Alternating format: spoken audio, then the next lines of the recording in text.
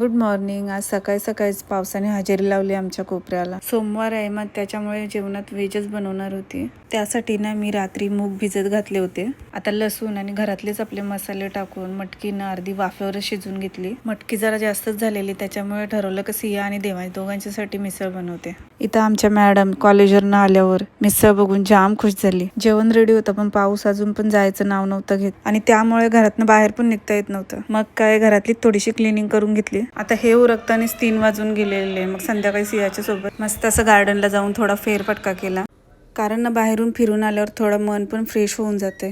घरी येतच होतो तितक्याच साहेबांची अचानक गाडी दिसली। त्यांनी मस्त असा मक्का घेतला आम्हाला खायला। पाऊस पडत असेल आणि गरम गरम मक्का असेल ना तर त्याची टेस्टच वेगळी लागते, जाम भारी वाटते। आता ना संध्याकाळी रोज देवांशला 1 ते 1.5 तास अभ्यासाला बसवण्याचा आमचा प्रयोग चालू असतोय।